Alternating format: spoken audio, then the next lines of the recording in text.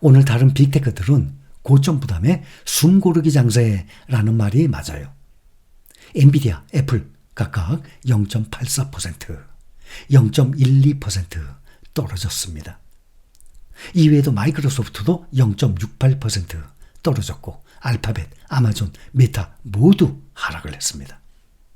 또 에어비앤비가 3분기 수익성이 악화하면서 주가가 8.66% 급락을 했고 레스토랑 관리 소프트웨어 개발업체 토스트가 4분기 실적이 추정치를 넘어설 것이라는 전망에 14.72% 폭등했습니다. 도널드 트럼프 미국 대통령 당선인이 취임 후 대중 반도체 제재를 더욱 강화할 것이라는 우려로 엔비디아 등의 반도체주들이 대부분 하락을 했습니다. 반도체 지수가 오늘 0.81%, 지금 나머지 3대 지수들은 다 사상 최고치를 넘어섰는데 반도체 지수만 오늘 0.81% 하락, 5,290입니다. 엔비디아가 0.84% 하락, 147.63달러입니다. 엔비디아가 어제부터 금요일부터 다우지수에 공식 편입됐습니다.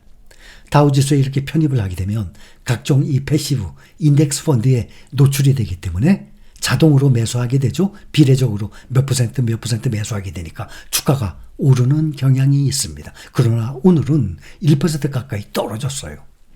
이것은 트럼프 행정부가 출범을 하면 대중 반도체 제재를 더욱 강화할 것이라는 우려 때문에 반도체 주가가 대부분 하락했기 때문입니다. 트럼프는 유세기간 중국산 제품에 대해서 60%의 관세를 부과할 것이라고 천명을 하고 집권 이후 대중 반도체 제재를 더욱 강화할 전망입니다. 엔비디아의 매출 중에 중국 비중이 지금 약 20% 정도에 달하고 있습니다. 그러니 엔비디아도 타격을 받을 수밖에 없습니다. 이런 우려로 엔비디아가 다우지수에 공식 편입이 됐음에도 불구하고 주가는 하락을 했습니다. 또 반도체 중에서 특히 퀄컴, 중국 매출 비중이 지난해 기준 무려 64%에 달합니다. 그러니까 3분의 2죠. 매출의 3분의 2가 중국에서 나와요. 근데 작년에는 조금 줄어들었어요. 중국 매출이 현재까지 약 46%에 달합니다. 그러니 중국에 얼마나 크게 의존하고 있습니까? 이것은 퀄컴뿐만이 아니에요. 애플도 전체 매출의 19%를 중국에 의존하고 있습니다. 중국, 석유를 비롯해서 세계에서 가장 큰 시장 아니겠습니까? 미국이 계속해서 통제를 강화하고 있는 가운데 글로벌 산업은 어느 정도 주저하는 모습을 보여왔었습니다. 중국은 세계 최대 반도체 시장이기 때문입니다.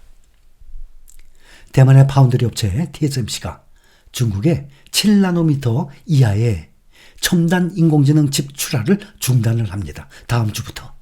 TSMC는 11일부터 중국 AI와 그래픽 처리장치 GPU 반도체 고객사의 7나노 이하 공정칩 출하를 중단하겠다라고 통보했습니다.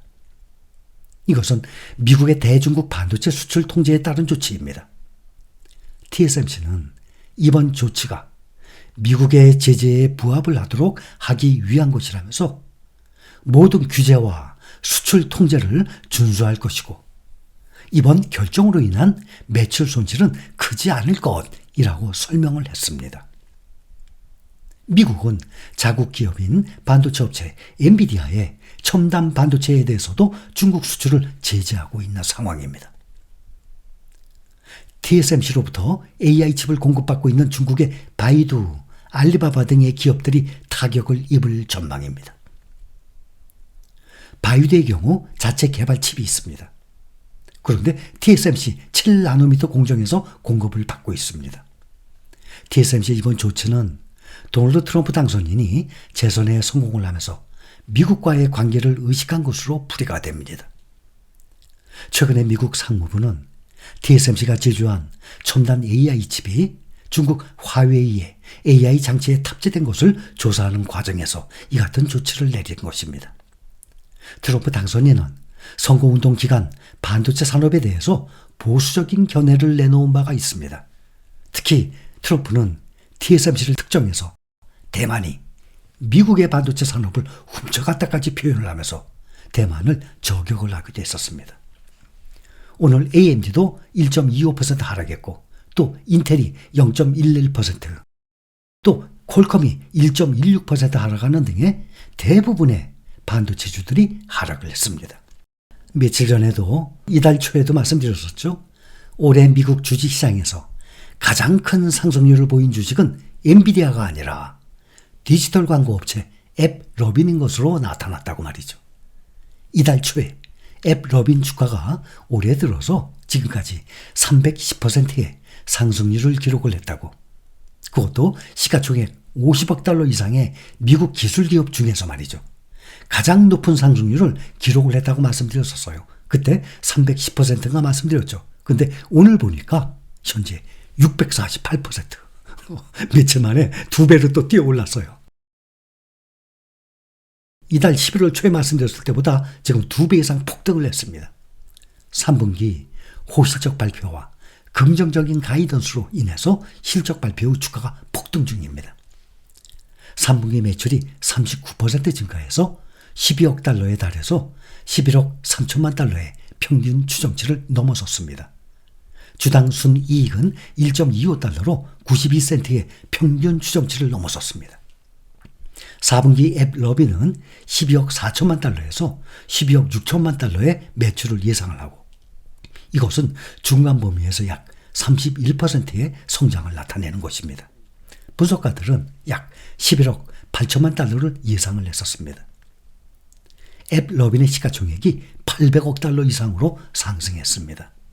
웨드부시는 모바일 게임 업계 광고 시장이 현재 100억 달러에서 향후 10년간 500억 달러로 성장할 것으로 전망을 하고 있습니다. 그래서 S&P 500 내에서는 비스트라가 1위로 지금 273% 상승 중, 2위는 팔란티어 252% 상승 중, 엔비디아가 206% 상승 중. 올해 들어서 10달 동안 206% 주가가 3배나 폭등을 했으니 빅테크주들 중에서 엔비디아를 따라올 종목이 없는 독보적인 존재입니다.